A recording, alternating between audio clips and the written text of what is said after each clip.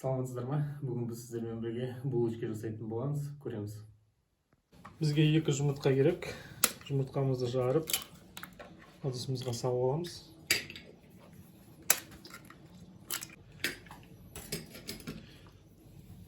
Екі жұмыртқа және жылы сүт, 1,5 стакандай. Сүт жылы болу керек обязательно. Және жақсылап араластырамыз осыны. Және 1 шай қасықтай дрожь. Оны да жақсылап араластырып аламыз сүтімізге.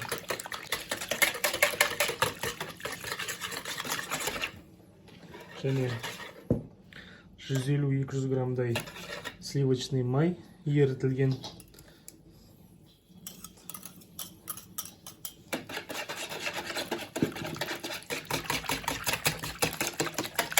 Және 2 ас қасық қант. Өте тәтті қаласаңыздар, 3 қасықта қоссаңыздар болады.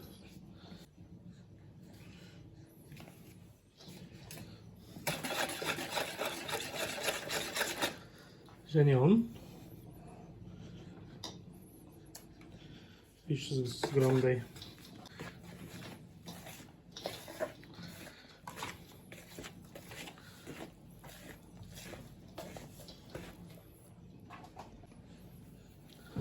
Ұнымызды араластырып алдық. Енді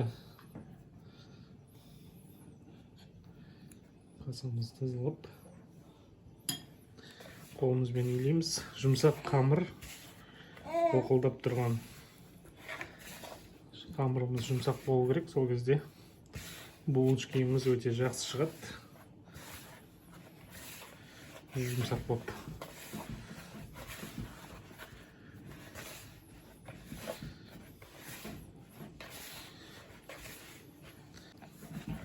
Кішкене ұн қостық тағы да.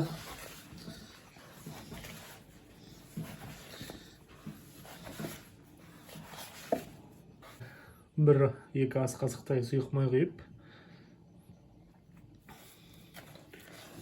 нанымызды тағы да бір илеп жүреміз.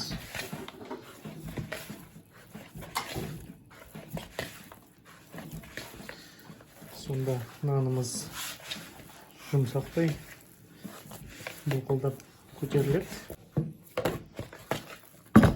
Міне нанымыз дайын. Нанымыздың бетін салафанмен немесе жылы затпен жауып, жылы жерге қойып, 1 сағатқа немесе жарты сағатқа қоямыз, нанымыз көтерілгенше. Так, нанымыз көтерілді. Bir жарты сағат уақыт тұрған шығар, жеңіл. Міне нанымыз. Енді кішкене ұн сеуіп астына.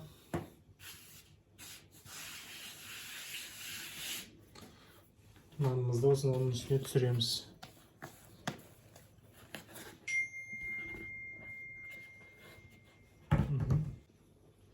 Енді нанымызды осылай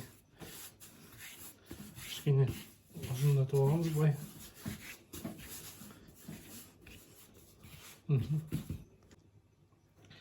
Так, енді өлшеп мына жерден примерно кесіп аламыз. Оны ала тұрамыз пока. Енді осыдан булочка жасаймыз. Енді осы қамырымызды 4 пішті қылып жаямыз. Осылай. Мен сіздерге бүгін булочканың бірнеше түрін жасап көрсетем. Но бізде бірінші түрі. Кішкене ұн сеуіп жүру керек екен.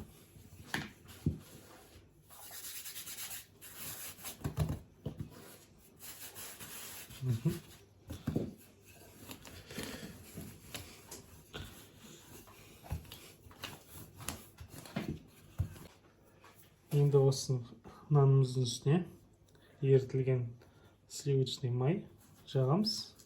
Өте көп жақпаймыз, жай ақырындап бай.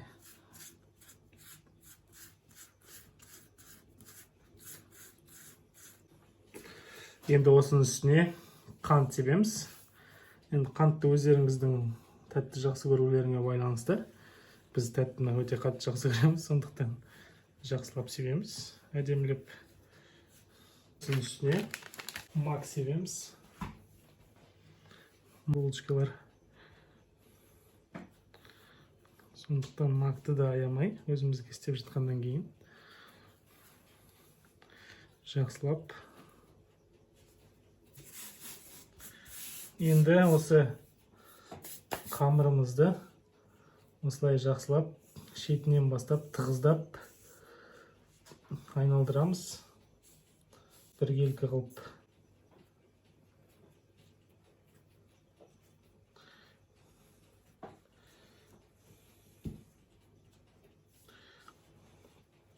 Тығыздап осылай жақсылап.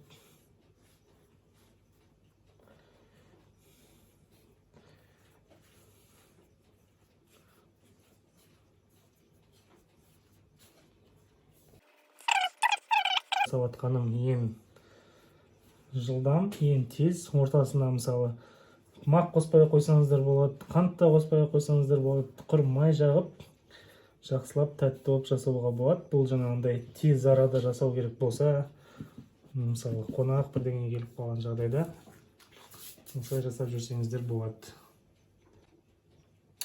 Енді бізге осындай жіп керек, кәдімгі тігін жіп. Осының жағынан бастайын ба? Шетінен бастап, мысалы былай ақындап шетін көтереміз, жіпті өткіземіз де, осылай икстап кесеміз. Және былай көтеріп, осылай тавамызға қоя береміз.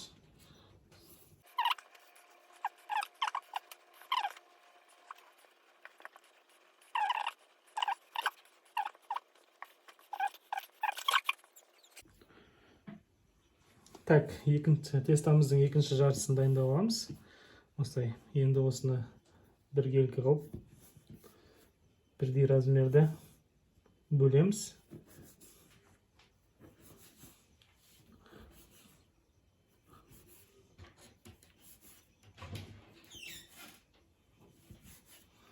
Осындай қылып, бірдей размерді бөліп аламыз.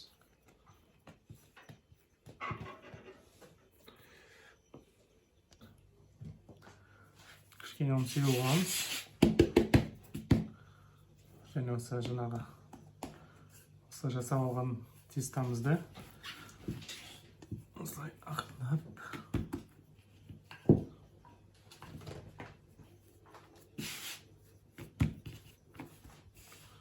жаямыз.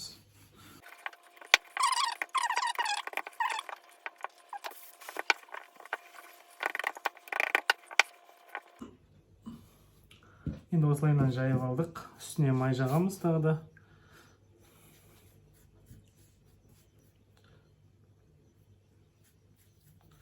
Жақсылап.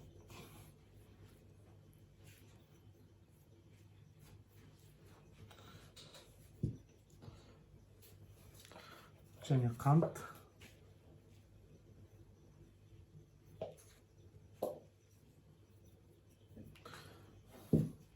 Бұл тестаны да былай жаңағындай тығыздап ораймыз.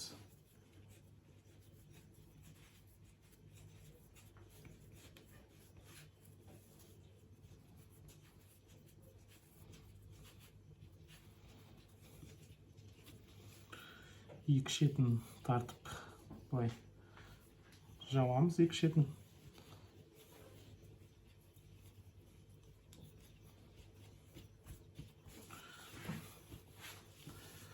Және осылай қойып, тесто кесетінімізбен осылай ортасынан кесіп аламыз. Және екеуін былай бір-біріне айналдырамыз.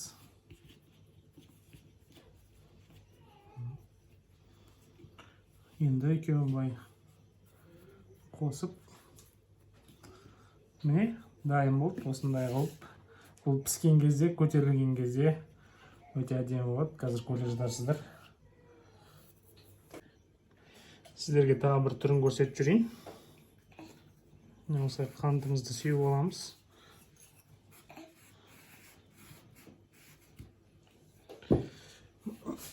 Және тестамызды осылай тығыздап ораймыз.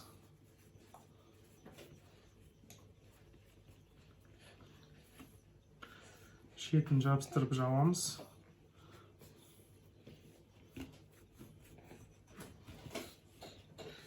Енді бұлай үстінен жауып, үстін кішкене басып, міне осындай қыламыз да.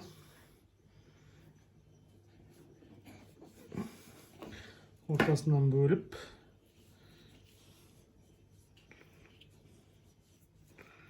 осылай ашып, шетін былай жауып, міне осындай жүрек қылып жасаймыз. Тағы да көрсетейін. Соңғы булочкамды осылай кесіп аламыз.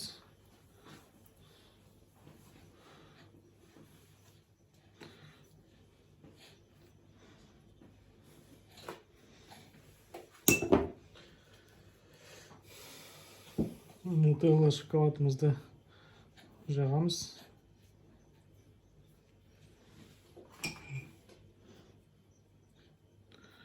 Осылайынан жабыстырып аламыз, шетін бекітіп.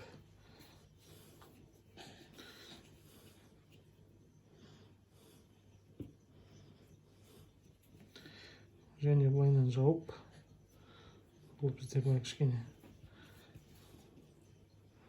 осындай қалады.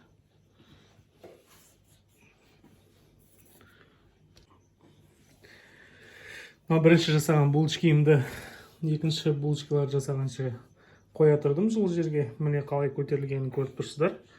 Енді осыған кішкене жұмыртқамыздың сарысын жағамыз жақсылап.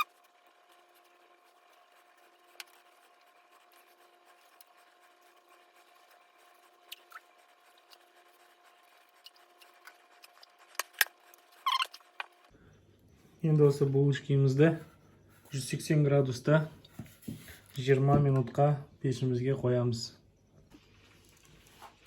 Так, екінші булочкаларымыздың да бетіне жұмыртқа жағып алдық. Енді кішкене мак сеуіп жүреміз. 180 градус пешімізге 20 минутқа қоямыз. Ал кеттік. Булочкамыз дайын болды. Міне, осылай шықты. Міндетті түрде жасап көріңіздер. Ал енді бисмиллах деп дәмін көрейік. Қайсын? Мындан бастайық. Мынандай боқылдап тұр.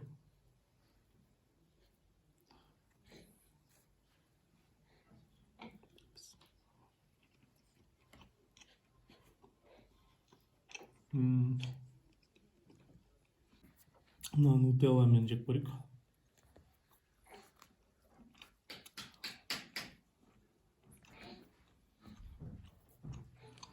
Қалай?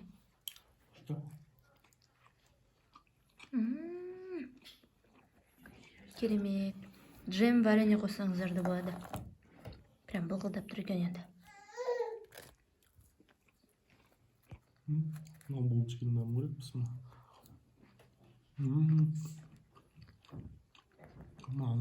Булочкамыз дайын. Міндетті түрде жасап көріңіздер. Каналға қосылып, лайк басып, комментарий жазамыз. Сау болыңыздар.